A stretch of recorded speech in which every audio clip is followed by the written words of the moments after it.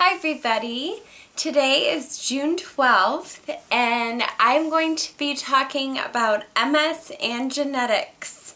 And I know that I've always been curious to know where my MS came from, and I'll get to that in a minute, but I first want to talk about where I got the information. This is a magazine.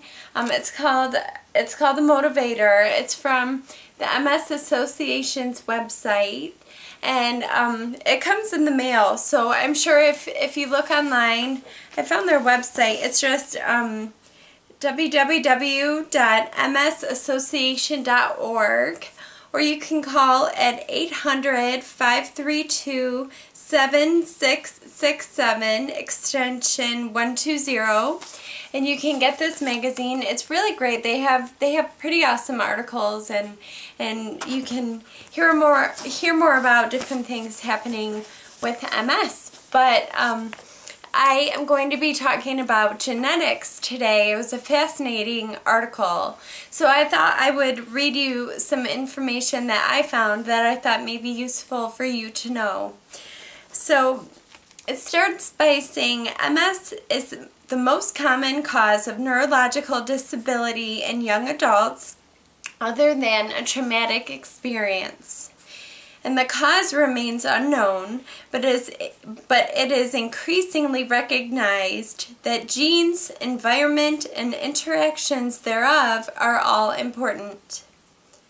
While it is clear that genes have roles in MS susceptibility and probably disease progression, understanding and dissecting the relative roles of genes and environment remain topics of intensive research.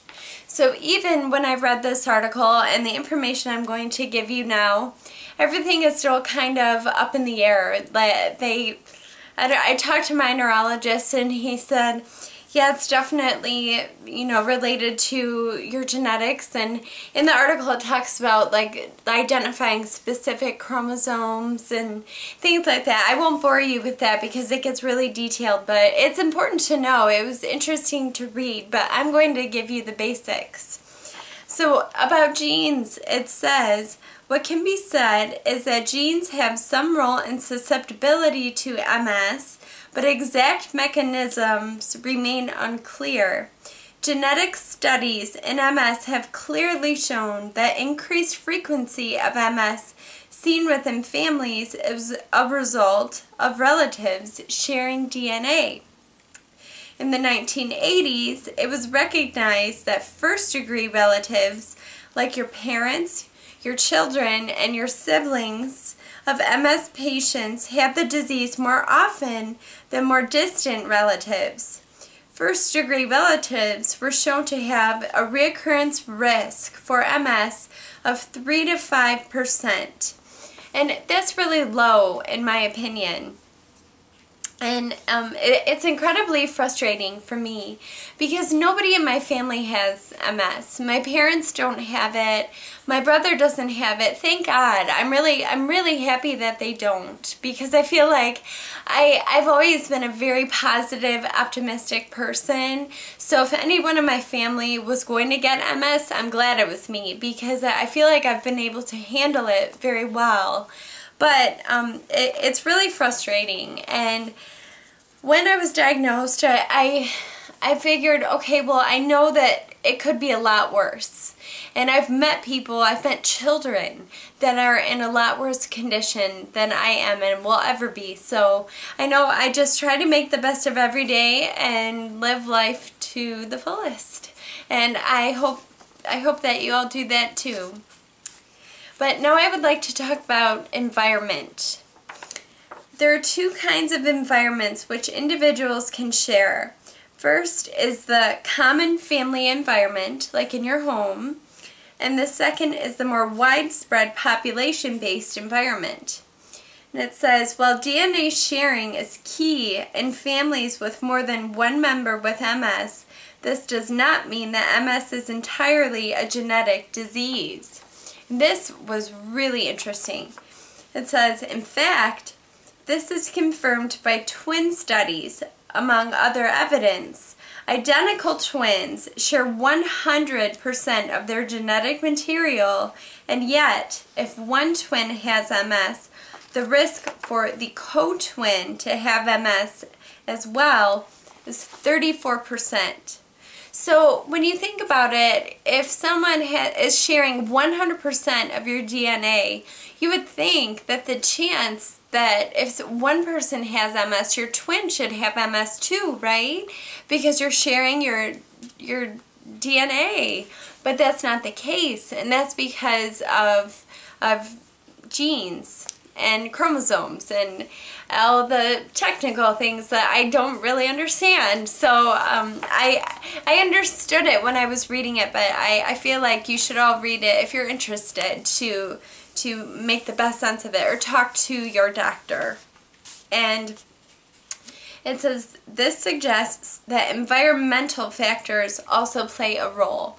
So if one twin has MS and the other twin does not, the environment can play into reasons why.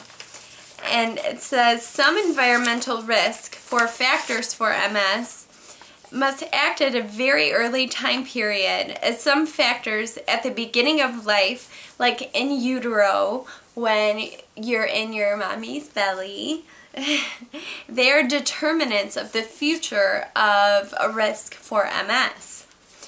Also, within regions of a temperature climate, the incidence and prevalence of MS increases with latitude, meaning the distance from the equator. For instance, the prevalence of MS in a temperate climate farther from the equator is 75.6 per 100,000 people, compared with a prevalence of 11 per 100,000 people in a tropical climate closer to the equator.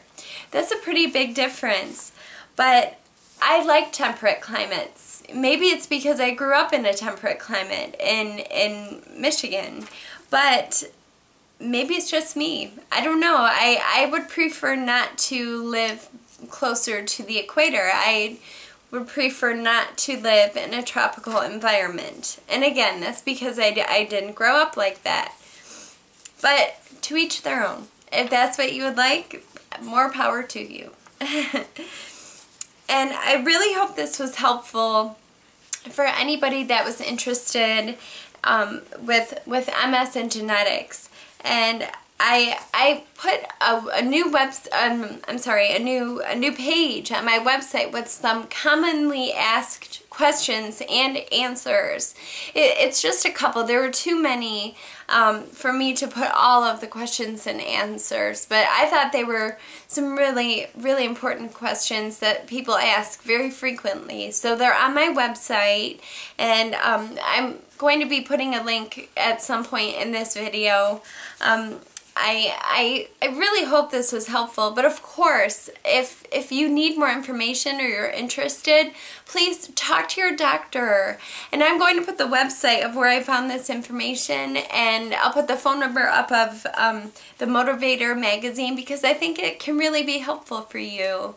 And I'm definitely planning on having my own children, because it is a 3 to 5% chance that I could pass it along.